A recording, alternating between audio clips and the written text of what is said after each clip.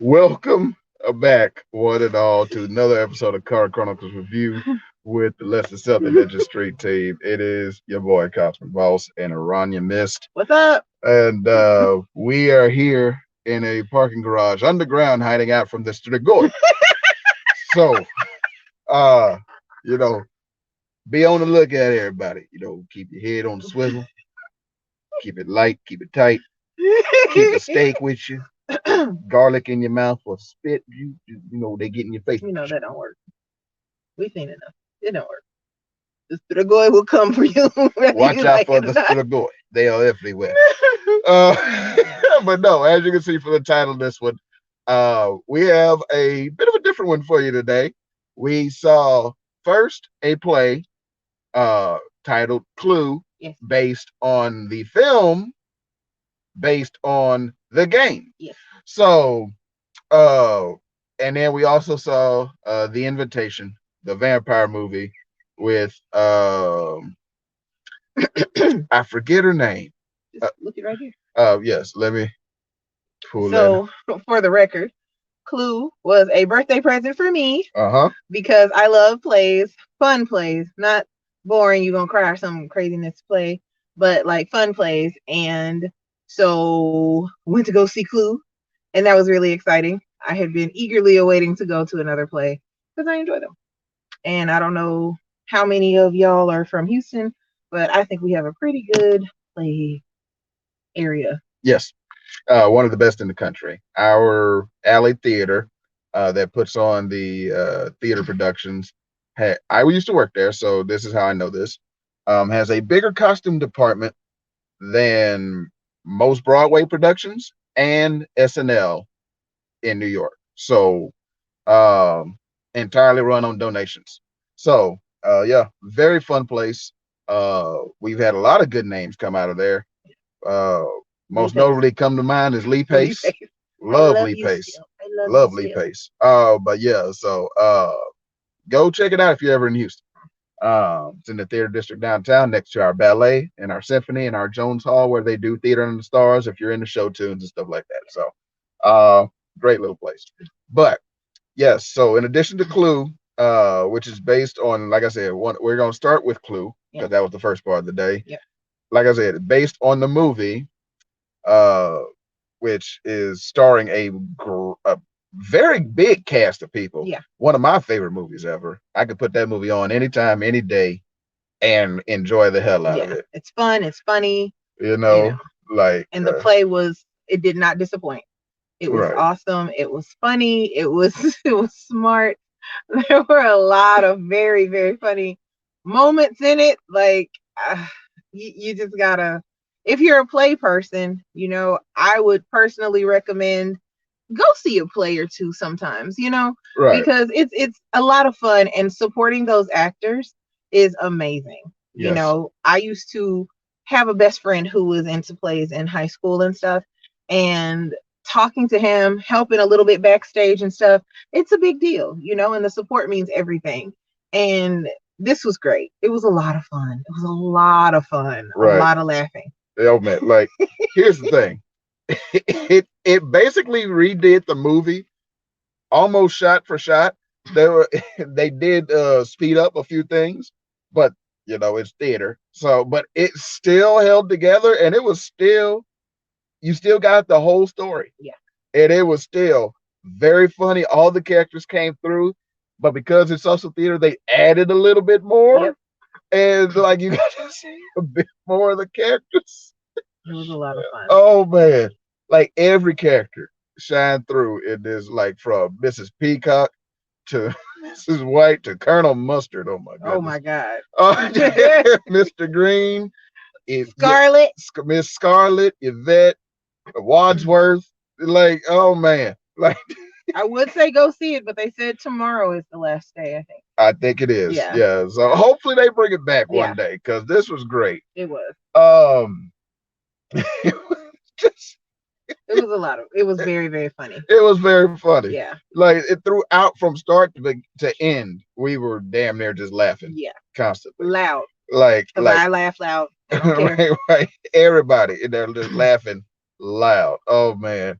And like if you know the movie, you know the story, and then in the ending, they went over just like the movie did in the every ending that happened in the main story, and then the ones after the credits. Because if you've seen the movie and you don't know this, when that movie first originally came out, they played a different ending with no end credit scenes at different parts of the country. So if somebody saw one ending in California, somebody saw a different one in New York and other places everywhere. So it's just they showed everyone in the movie, and then they showed the actors out in this one in a very funny way. Very funny. Like they did it like they were rewinding a tape, and they just started moving backwards and everything. And eventually they did so much you could just see everybody. They were just just whatever. They didn't even lay down anymore. They were just standing there yeah, that's what she said. That's what yes, I've said it now too. And it was just it was cute. They were borderline breaking the fourth. Well, they did break the fourth wall quite a bit. It was enjoyable. It was very enjoyable. Oh man, like it was fun. It was like I'd see it again. The playbill is it was right there. Right here. So it was very fun. Alley Theater, Clue. If Alley Theater somehow comes across this, please bring it back. Yeah. Please bring it back. And anybody who's visiting here, try to catch something at the Alley Theater. Right. Literally, I was telling him I went in middle school to see A Christmas Carol. And I fell in love with the Alley Theater back then. Mm-hmm. So, I mean, hey, like, if you're here and you want to have a good weekend, just go see a play and enjoy yourself. The parking is not crazy. No. It's easy to get to. Like, hit it up. Yes. Support. And they got a great restaurant in the theater. Beer Paretti's down in the basement. Great little Italian place. So, but she's not a fan of it. I like it. It's not that I'm not a fan. I wasn't a fan of the service. There you go. But it's but there, if that's not your thing, there's other restaurants here. There's a Hard Rock across the street. Bayou Place. Miyako. There's a bunch of places. Yeah, in this area, there's like a shit ton. Right. So this would be a great day, like if you're just visiting, to see some things in Houston, just to do something kind of laid back and chill. Right. You can park and walk. Right. Because literally where we are right now is across the street. Like literally across the street. Yeah, just catch an Uber downtown, walk, rent one of the bikes from the many places. So. Or we saw those horse and carriage people just now. The horse and carriage people. Mm-hmm. Yeah. And the movie theater is across the street because we just saw the invitation. We saw the invitation right there. But yeah, so Clue, the play, very funny. Yes. If they have it in your town, your city, check it out. Yes, definitely. It's very funny. But moving on to the invitation. Yes. Starting, no spoilers. No spoilers. This is going to be no spoilers. The invitation starring Natalie Emmanuel and name girl? Yes. For y'all who don't know, I'm horrible with names. Don't judge me. Natalie Emmanuel. She played Missandei in Game of Thrones. To those who you remember her name? Oh yeah, I remember Missandei. Grey Worm's girl. Like the way I had to explain it to this one, she fell in love with a man with no dick. So failure. I don't understand. In this movie, she fell in love with a man, beautiful creature. With a man with a dead dick. A beautiful creature. And so I love you, Thomas Doherty. Anyway, yes, okay. Thomas Doherty. I love you. I got the list right here. Also starring Sean Pertwee. I'm gonna get to that. I was gonna say, how do you say her name? Starring Sean Pertwee. If you've seen him, he's been in quite a few things. Yeah, I recognized him, but he's been in. I know he's in the Alfred show. As Batman? No, he's Alfred. No, I mean like Batman, like an Alfred. That's what I mean. Yeah, as in Batman. Yeah, he plays the butler. Okay. I know who Alfred is. No, he's not on Alfred. He was Alfred in Gotham. He's Alfred in Gotham, the TV show. He's been in quite a few things just to pull him up. Equilibrium, Event Dog Soldiers. I didn't see anything. That was a good werewolf movie. Gotham. Oh, he was in You. The Musketeers. So you gonna skip You? Yep. That's plenty. Let's go back. Oh yeah, Death in Paradise. So yeah, and then also starring Alana Bowden. I don't know if you've seen her in anything. We're just gonna pull her up. Humans. If you've seen that show, oh, she was in Uncharted. Flowers in that. She's in Uncharted. Who is Zoe from Uncharted? We saw that in the theaters. I don't remember a Zoe. I don't either. I don't remember a Zoe. Anyway, sorry, darling, if you see this. Y50. But then we got Stephanie Corneliuson. So she's tall. She is tall and gorgeous. Victoria. April 28th, 87. Oh, she is 2 days younger than me.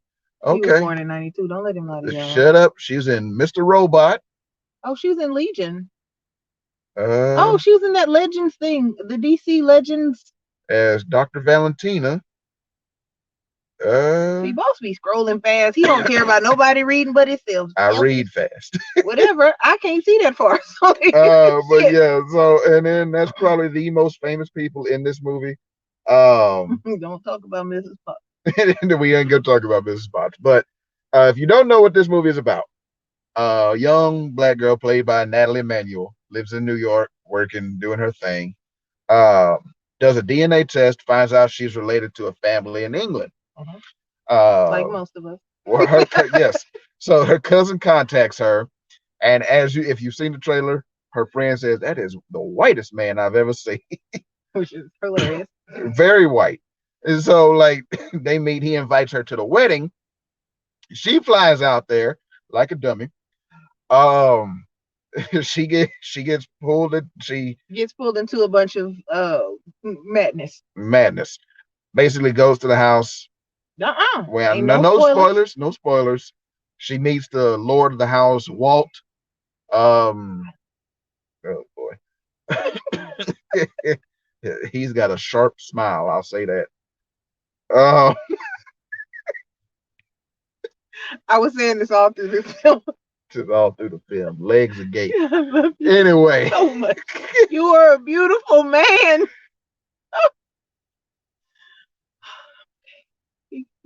She's not okay. Where is he from? Is he British? He's got to be. Because his jawline is so beautiful. He's either British or Viking. Edinburgh, Scotland. Neighbor to England. So. But yeah, so and then like basically if you didn't get the thing from the movie, the house is overrun by vampires. Yeah. So and I don't mean romantic vampires. I don't mean sparkling vampires. I'm gonna call them what they are. I don't mean the interview with I don't mean flowy lock vampires. I like them vampires. Shout out to Brad Pitt and Tom Cruise. Can't wait to watch that remake of that show. Oh my God, we will definitely be doing a Chronicles on that. Okay, gonna binge the hell out of that. But we need to do Sandman. We need to do Sandman. We gonna try to get Scoot to binge that shit real quick. Yeah. But yeah, so these ain't quite exactly 30 Days of Night vampires now. No, there are no 30 Days of Night vampires anywhere. There are 30 Days of Night vampires only exist in 30 Days of Night. They said it's the last frontier. That's what that sign said, the last frontier. We thought space was the final frontier, but apparently Alaska is the 30 Days of Night vampire. Clicking, playing records with their nails and shit. No. But anyway. But they are cousins of the 30 Days of Night vampires. These are some violent motherfuckers. I'll say that. Yeah. But we can't spoil. We're not going to spoil anything to you. But we will. But we both feel the same way. It is a very average movie.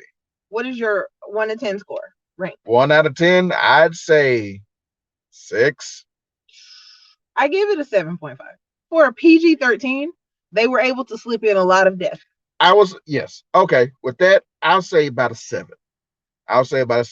The action, too many cuts. Too many damn cuts. Like when they were fighting, It was like they were like cut, and then they start filming another. They would film a next motion, cut, and then they film the end of the motion. Like just John Wick 1, 2, and 3 has been out for years. That like you should learn something.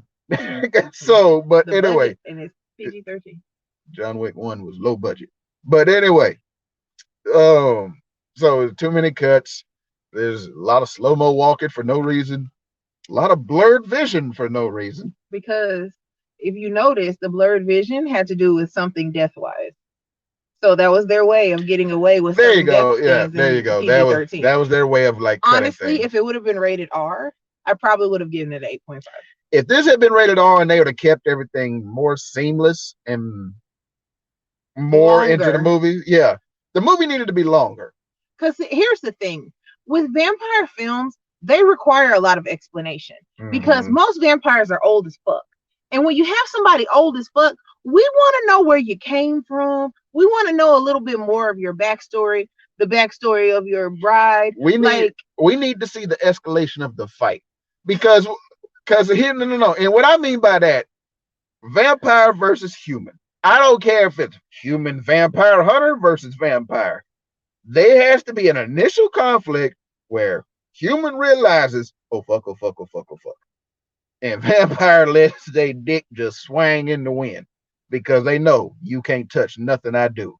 So, there has to be a power set established. It was one established. But it was established in the last 20 minutes. I know this, but I mean they had to work with I guess the time frame they had. Right. Especially for a PG-13 movie. And that's why we say we needed it to be longer. Yeah. Because the vampire stuff with this wouldn't be a spoiler. It didn't happen until the last 20 to 30 minutes. Well, technically, in the beginning, there was vampire shit. Yeah. But I guess what it was is like they kind of set it up like flashback. Now we're here, and now we're gonna see how we got to the last parts that you see in the trailer that you're like, why does she have blood on her? What happened? Right. Type thing. Right. And it does explain ish, but it could have had more explanation. For us vampire lovers, I'm a vampire lover. Like we discussed before, if I had to pick werewolf vampire, bite me. I'm here for it. For everyone who goes to see this film, I still feel this film is about a disrespectful woman. Okay? Anybody who goes to see this, I want y'all to keep this in your head. Urania said, if you put her in that situation, I'm out. I'm right there with you. I'm happy. That man right there, Thomas Doherty, my man. I'm in it. I'm going to invite him to eat lobster. I'm going to turn him. We're going to be ninjas forever. That's right. He was in High Fidelity. I would have, it would have gone a totally different way. But they tried to give her a innocent do-gooder kind of personality, I guess. Boo. Boo. She still made one of the most dumbest requests I've ever heard in a horror movie of this kind. But I'm not going to spoil that for you. So, but yeah, so it's an average movie. It is. It's not bad. It's not like The Reef. When I watched The Reef on You watched The Reef with the people on the kayaks, right? Yeah. So you watched the sequel. The one that came out a little while ago? Yeah. Terrible. Yeah. The original is much greater. This is terrible. Yeah. Because see, I thought when you said The Reef, I was like, the movie from like 15 years ago? No, you said the one on the kayaks. And I was like, what? And how is that a sequel? Because the one from the 10, 15 years ago is about people sailing on a boat.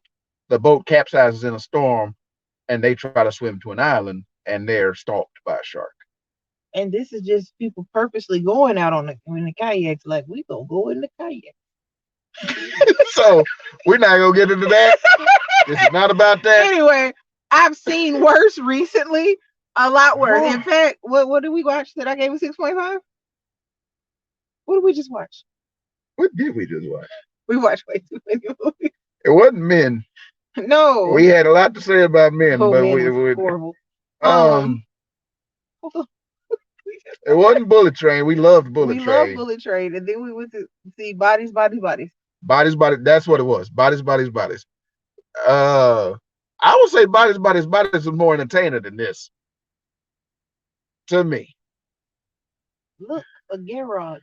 Is that where animals live in those holes? Goodness, no. I That's would where rather the Strigoi lived down there. the Strigoi.